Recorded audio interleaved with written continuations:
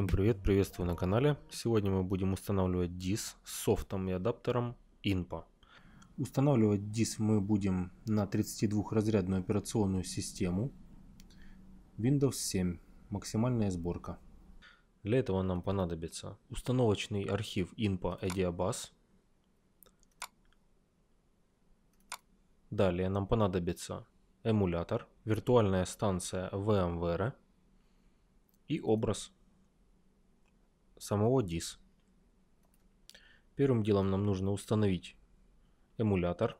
Открываем папочку. Запускаем установочный файл. Далее. Использование для всех. Далее. Подтверждаем. Процесс установки.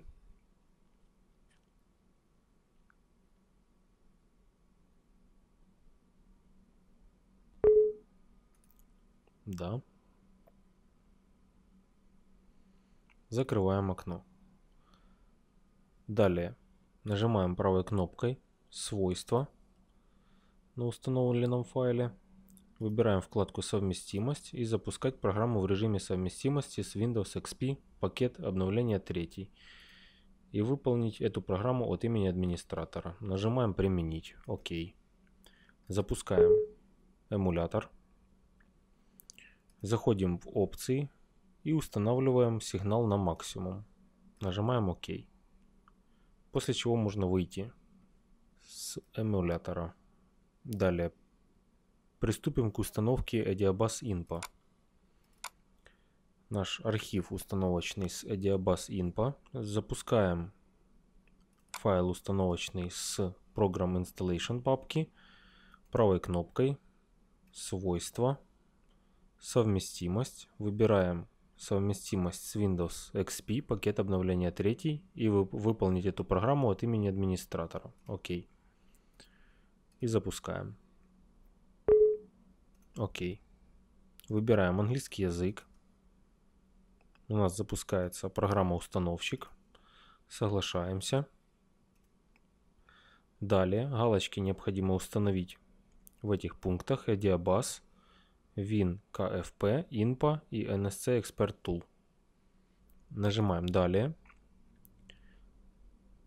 Путь установки C-Ediabus. Далее, далее, далее. Подтверждаем еще раз. И далее. Быстрый запуск иконку мы убираем. Далее. Здесь все верно. Далее. Устанавливаем COM порт 1 и обязательно USB to Serial адаптер. Далее. Устанавливаем. Пропускаем несколько раз. Начался процесс установки оболочки.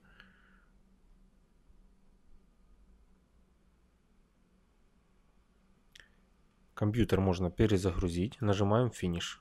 Компьютер перезагрузился. Нам нужно зайти в архив с программой INPA, выбрать папочку Reference 2006 и запустить файл от имени администратора. Но прежде чем это сделать, необходимо зайти в свойства, совместимость и указать «Запустить программу в режиме совместимости с Windows XP, пакет обновления 3» и выполнить эту программу от имени администратора. Ставим эти галочки и нажимаем ОК. И запускаем файл Reference 2006 от имени администратора. ОК. Сейчас у нас распакуется архив.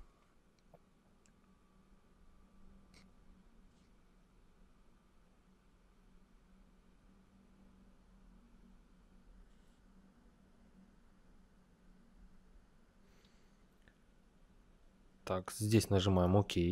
Выбираем английскую версию. Продолжить. Здесь также продолжить. Диск C установка. Выбираем BMW United Kingdom. Продолжить. Update и Complete. Продолжить. Здесь ставим галочку Delete. Продолжить и еще раз продолжить. Дожидаемся завершения установки и наполнения программы INPA.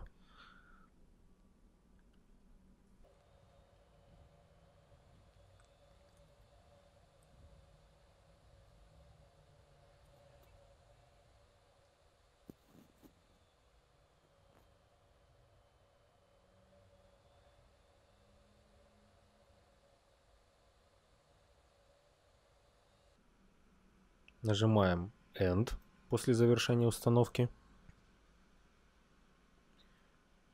Далее INPA и IPO сразу можно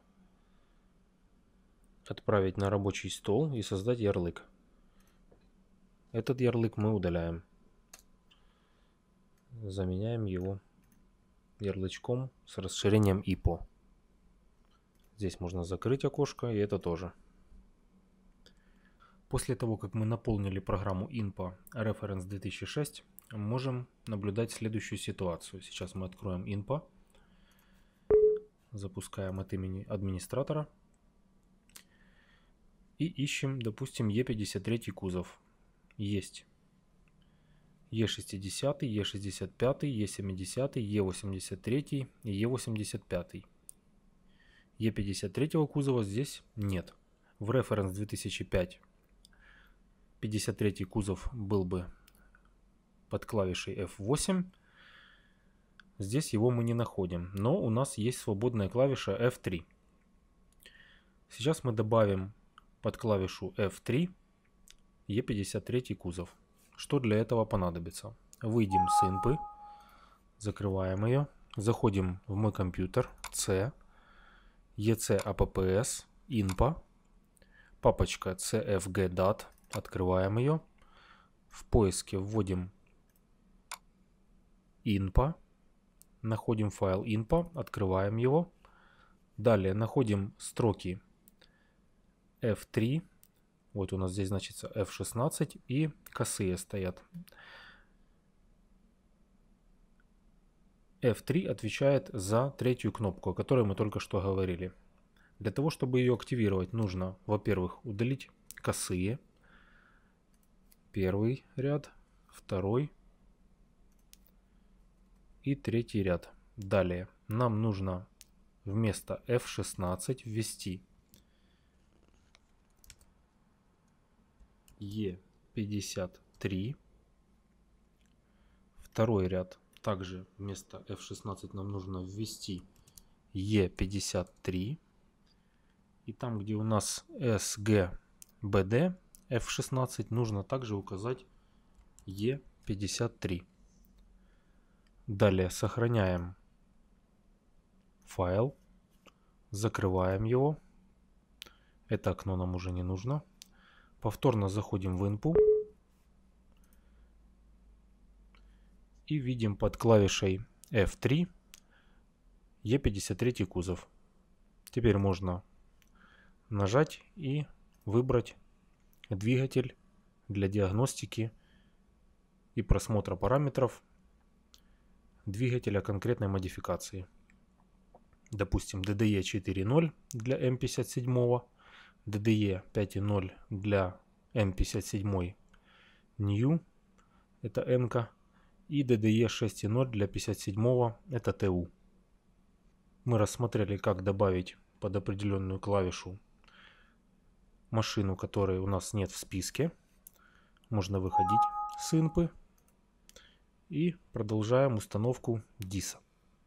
Теперь нужно проверить USB COM. Если это не COM1, его нужно заменить на COM1 правой кнопкой управления на мой компьютер.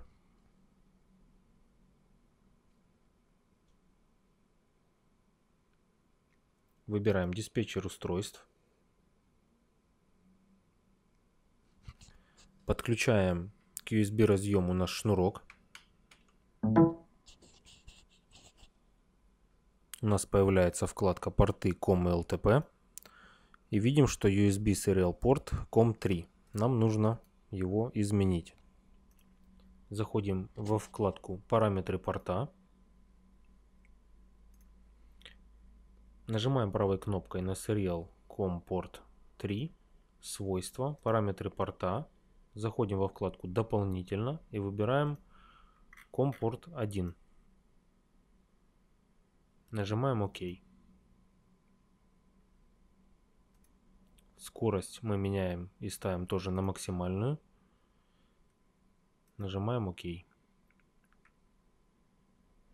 Теперь у нас наш шнурок значится на COM Port 1. Закрываем. Далее нам нужно зайти на диск C. в папочку Ediabus, bin. И нам нужно найти файл Ediabus ini. Начинаем печатать в строке поиска edi. Находим файл Ediabus ini. Открываем его.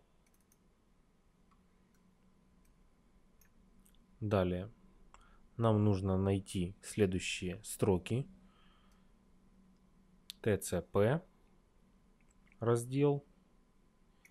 И в разделе TCP нам нужно заменить Remote Hosts OPPS на следующее значение: 192.168.68.1.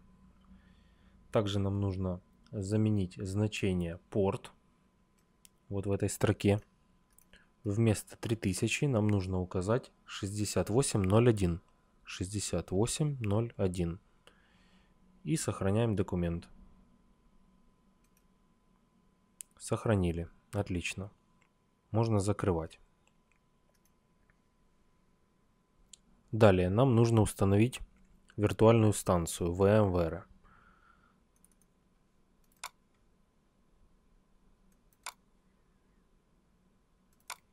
Для этого в нашем архиве находим виртуальную станцию, архив,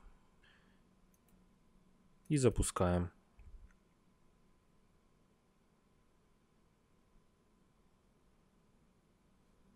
Запустить. И дожидаемся завершения установки виртуальной станции.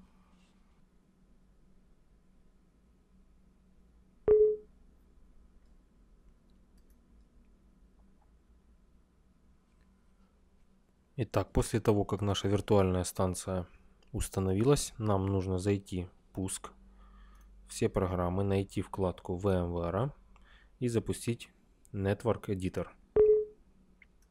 Да. Далее мы выбираем VMnet1 Host Only. Здесь нам нужно установить галочки Host Only и две галочки Connect a Host и Use Local DHCP. Далее в IP нам нужно указать 192.168.68.0.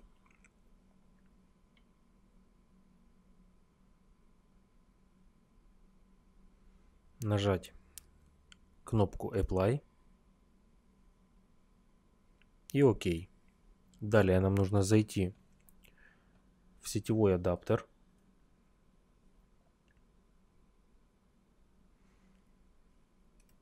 Заходим в панель управления. Выбираем сеть и интернет. Выбираем просмотр состояния сети и задач.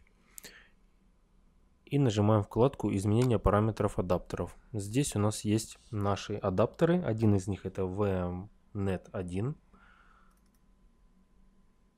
Смотрим сведения. Адрес IP выделен правильно. Мы сейчас зайдем в свойства.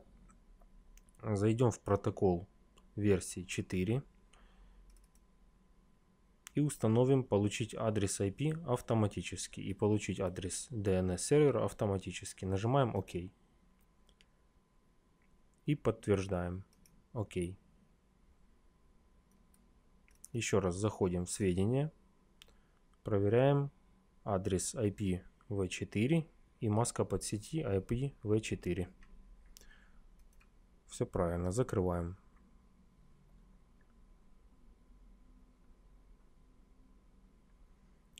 Далее нам нужно запустить файл, который находится в папочке C, Ediabus, bin. Находим файл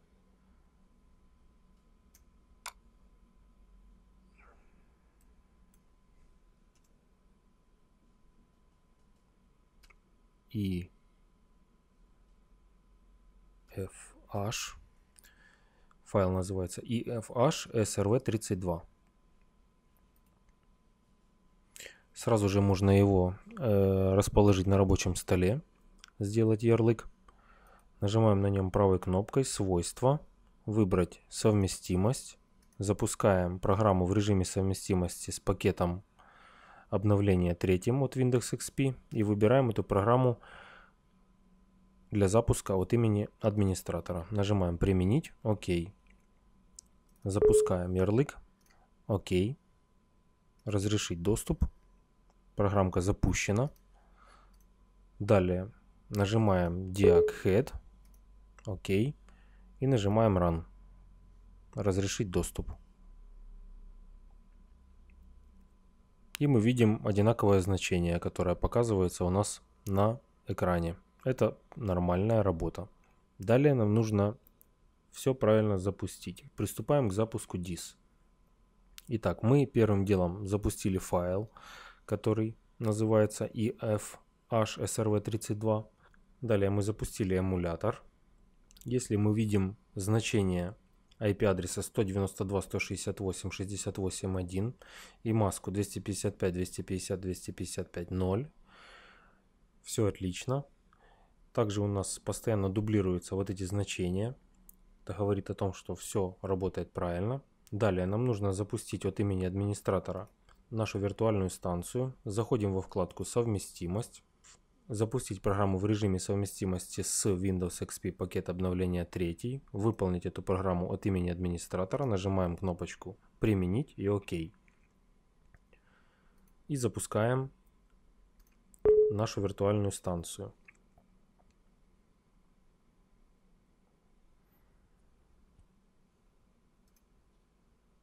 Подтверждаем лицензионное соглашение. Далее заходим в архив с нашим DIS. Сразу создадим папочку на диске C. Сделаем папку DIS.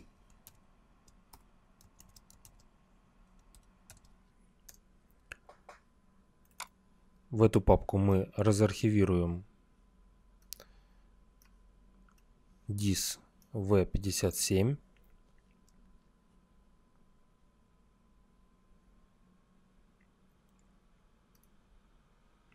И также мы сюда же разархивируем папочку с архива Progman V32.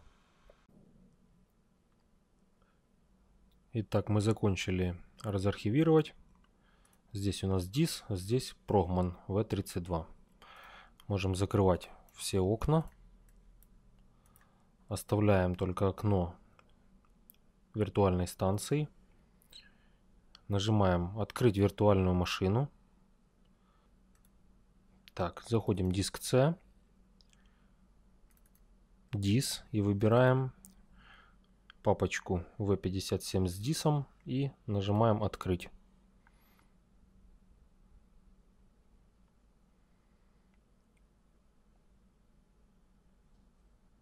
Так, открылась наша виртуальная машина. Сейчас сразу подкорректируем настройки. Оперативную память можно поднять.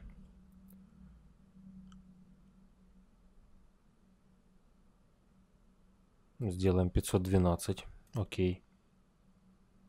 Количество памяти и процессоров выставляется в зависимости от конфигурации компьютера, но нужно учитывать, что память не виртуальная. Это количество памяти будет отобрано у компьютера на время запуска DIS, так что делать это необходимо не просто так, а для того, чтобы хватило компьютеру и виртуальной машине VMware. Далее откроем сразу Progman. Находится он у нас рядом. Progman V32. Открыть. Теперь у нас есть и Progman, и DIS. Отлично. Далее выбираем DIS и нажимаем «Включить виртуальную машину».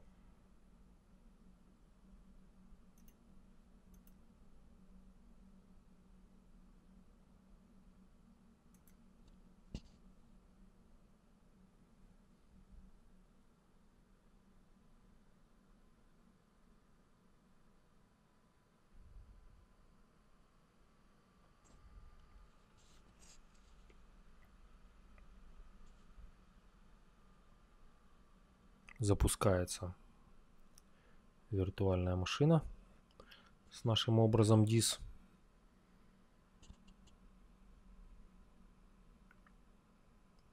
Можем открыть полноэкранный режим.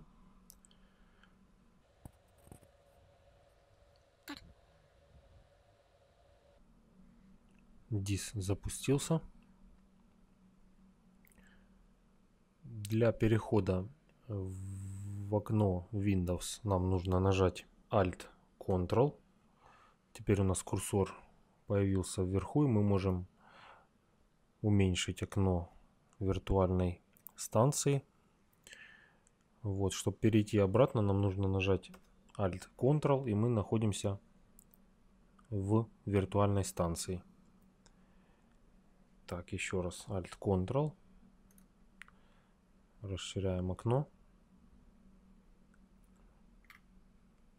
Так. И нажмем на паузу. Остановим на паузу виртуальную машину. Уменьшаем окно. И сейчас сделаем тестовое подключение уже к машине. Сейчас подключим шнурок к автомобилю. Так, подключаем, поворачиваем ключ зажигания в предпусковое положение. Далее запускаем файлик, который у нас на рабочем столе.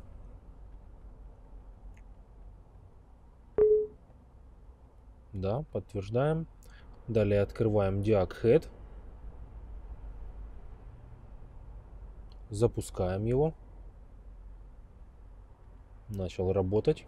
Все отлично. И запускаем виртуальную станцию.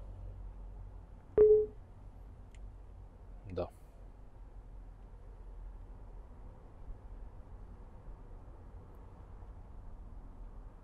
Так, станция у нас запустилась. DIS у нас на паузе. Нажимаем «Возобновить виртуальную машину». И переходим в полноэкранный режим.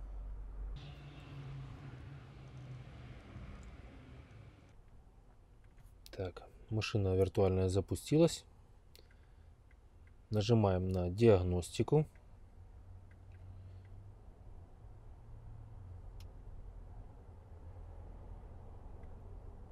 Выбираем X-серия, E53 и зеленую стрелку. Нажимаем «Отмена». ОК.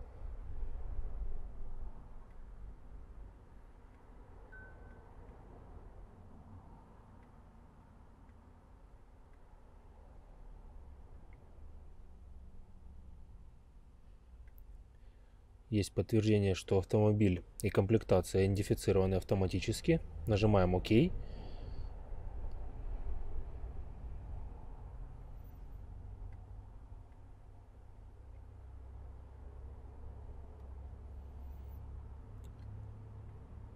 сейчас запустим пробно краткий тест. Посмотрим, как он диагностирует и какие ошибки есть в машине. Вот эта стрелочка показывает, какую систему на данный момент диагностирует DIS. Сейчас DDE 5 система управления дизельным двигателем.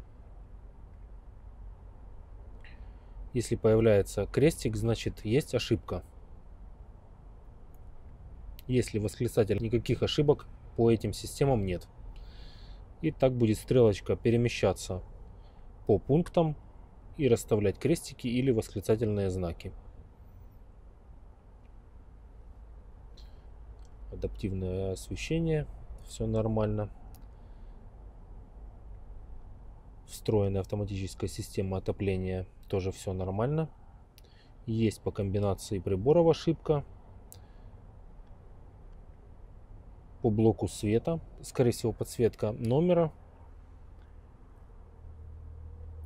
Есть ошибка по люку, скорее всего, кнопка.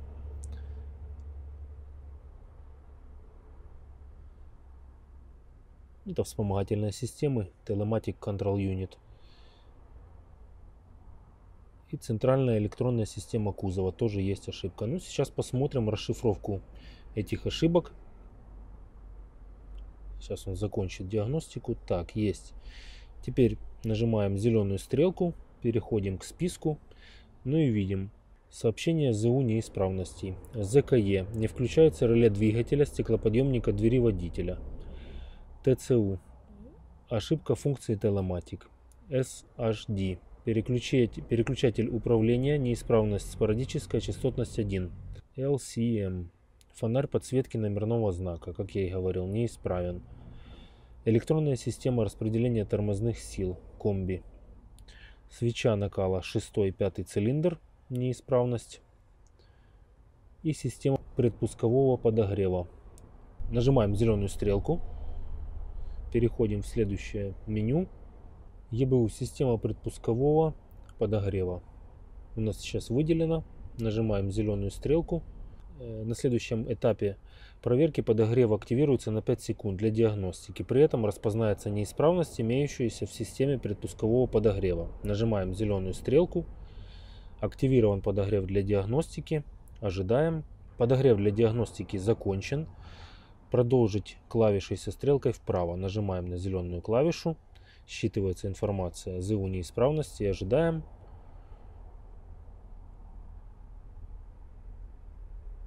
Посмотреть требуемую информацию через приведенные ниже неисправности в функциях ЕБУ. Блок управления ДДЕ. Для проверяемой функции узла записаны следующие неисправности: 4203, 4252 и 4262. Нарушение связи через интерфейс передачи данных последовательным двоичным кодом. Проверить следующие провод и разъем DBSD.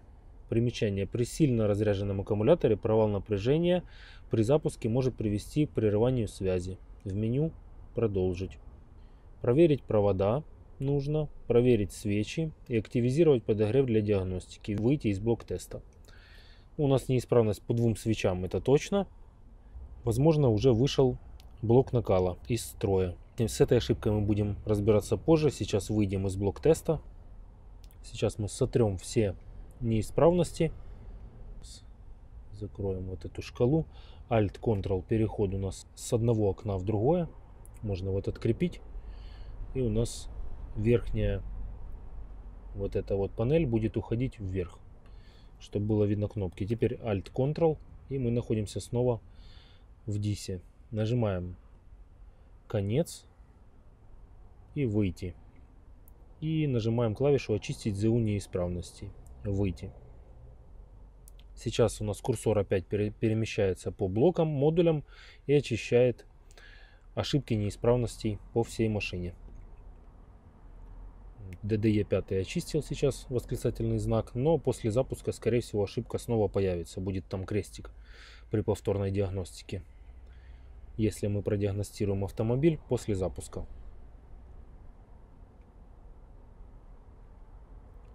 Пускай стирает.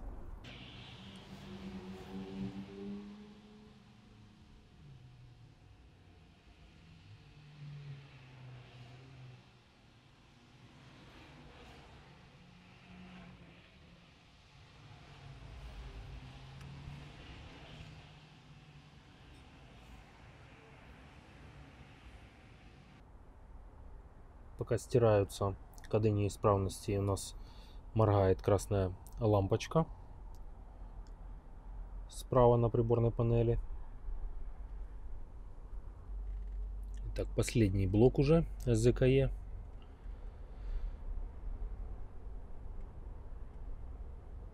DIS полностью очистил все ошибки. Сейчас он выйдет в главное меню.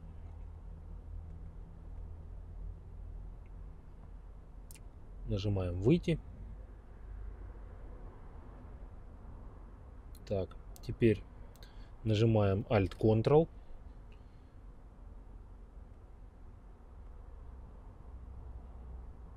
Выход из полноэкранного режима. Нажимаем на паузу. Ставим виртуальную машину на паузу. И выходим с виртуальной машины. Закрываем ее. Далее необходимо нажать «Стоп». на эмуляторе и закрываем его. На этом все. Установка закончена. DIS у нас работает. Можно диагностировать, удалять ошибки. Прогман рассмотрим уже в следующем видео по кодированию блоков и систем BMW. На этом все. Спасибо за просмотр. Подписывайтесь на канал Автотюнинг. До встречи на канале. Всем пока.